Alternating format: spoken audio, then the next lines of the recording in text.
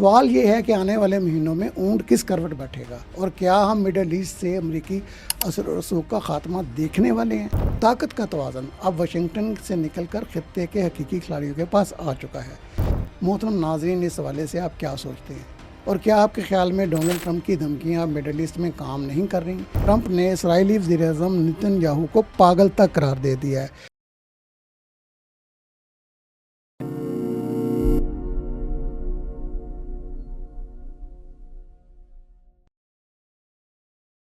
السلام علیکم محترم ناظرین، دی لاسٹ ڈان لاہور سے میں ہوں آپ کا میزبان غیور ترمذی۔ محترم ناظرین، کل رات عالمی سیاست کا نقشہ یکسر بدل گیا ہے۔ وہ ڈونلڈ ٹرمپ جو چند گھنٹوں میں ایران سے آبنائے ہرمز کھلوانے کی دھمکیاں دے رہا تھا، جو ہفتوں سے ایران کی بحری ناکہ بندی کر کے بیٹھا تھا اور ایرانی بندرگاہوں پر حملے بھی کر رہا تھا، کل رات اس نے اچانک ایک ایسا اعلان کیا جس سے پوری دنیا حیران ہوگی۔ اس نے یہ کہا کہ ایران سے معاہدہ ہو سکتا ہے اور آبنائے ہرمز کھل سکتی ہے، اور وہ بھی زیادہ دور نہیں، صرف اگلے ہفتے۔ بظاہر واشنگٹن کہہ رہا ہے کہ آبنائے ہرمز کو ٹول ٹیکس فری رکھا جائے گا، لیکن تہران اور مسقط نے مل کر ایک ایسا سمارٹ انشورنس کارڈ کھیل دیا ہے جس نے وائٹ ہاؤس کے ہوش اڑا دیے ہیں۔ یہ 21 میل چوڑا آبنائے ہرمز اب مکمل طور پر ایران اور عمان کے کنٹرول میں آ چکا ہے۔ مڈل ایسٹ میں امریکہ کو اب تک کی سب سے عبرتناک اسٹریٹجک شکست کا سامنا ہے۔ اس کے ساتھ ساتھ اسرائیل کی بقا کا بحران، مغربی طاقتوں اور خلیجی ممالک کا اخلاقی دیوالیہ پن اور مودی سرکار کے مڈل ایسٹ کوریڈور کی تباہی، ان تمام سلگتے ہوئے موضوعات پر دنیا بھر کے میڈیا میں ٹاک شوز اور ویلاگز چل رہے ہیں۔ اس وقت ایران کا سب سے بڑا مطالبہ یہ ہے کہ آبنائے ہرمز ٹول ٹیکس فری ہو، لیکن تہران اور عمان نے 21 میل تقریباً 33 کلومیٹر 33 کلومیٹر چوڑے اس راستے سے گزرنے والے جہازوں پر سیکورٹی انشورنس لاگو رکھنے کا اعلان کیا ہے، جس کے لیے انہیں قطر کی بھی جزوی حمایت حاصل ہے۔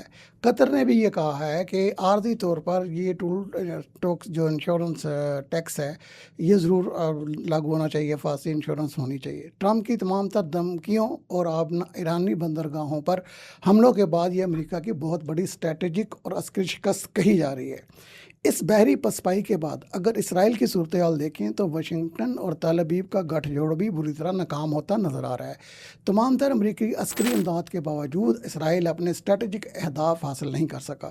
دراصل امریکی سرپرستی اب خود اسرائیل کو مزید تحفظ دینے کے قابل ہی نہیں رہی، اور یوں یہ اسرائیل کی بقا کا سب سے بڑا بحران بن چکا ہے۔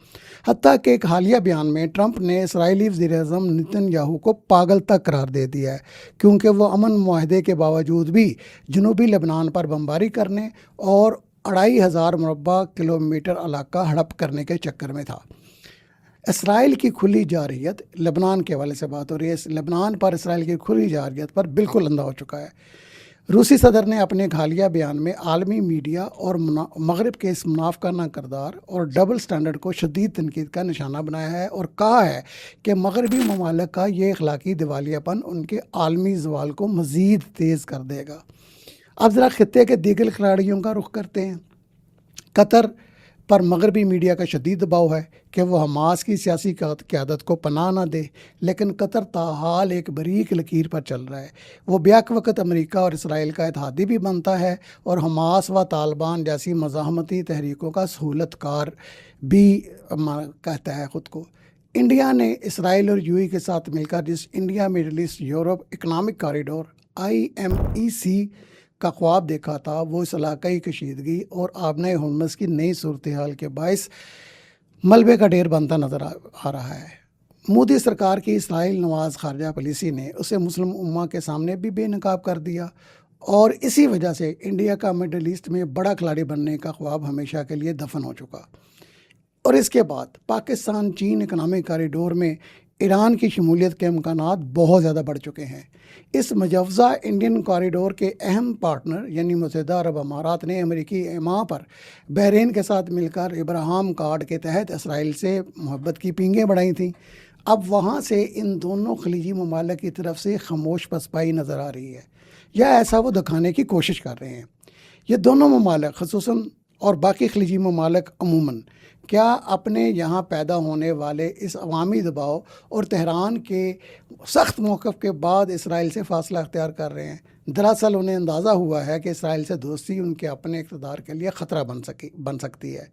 سچ تو یہ ہے کہ امریکہ نے ایران پر دباؤ بڑھانے کے لیے پابندیوں اور حملوں کا ہر حربہ استعمال کر لیا، لیکن تہران نے روس، چین اور خطے کی قوتوں کے ساتھ مل کر جو سمارٹ بلاک بنایا ہے، اس نے امریکی پابندیوں کو بے اثر کر دیا ہے۔ سوال یہ ہے کہ آنے والے مہینوں میں اونٹ کس کروٹ بیٹھے گا، اور کیا ہم مڈل ایسٹ سے امریکی اثر و رسوخ کا خاتمہ دیکھنے والے ہیں؟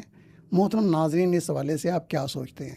اور کیا آپ کے خیال میں ڈونلڈ ٹرمپ کی دھمکیاں مڈل ایسٹ میں کام نہیں کر رہی، اور طاقت کا توازن اب واشنگٹن سے نکل کر خطے کے حقیقی کھلاڑیوں کے پاس آ چکا ہے؟ سچائی کو میڈیا سنسرشپ کے ذریعے دبایا نہیں جا سکتا۔ کمنٹ سیکشن میں اپنی رائے کا اظہار ضرور کریں، اور اس ویڈیو کو فیس بک اور یوٹیوب پر زیادہ سے زیادہ شیئر کریں تاکہ سچ کا یہ پیغام ہر سرحد کو کراس کر سکے۔ نئے سلگتے ہوئے موضوعات کے ساتھ آپ سے دوبارہ ملاقات ہوگی۔ تب تک کے لیے دی لاسٹ ڈان لاہور سے غیور ترمذی کو اجازت دیجیے۔ اللہ حافظ۔ پاکستان زندہ باد۔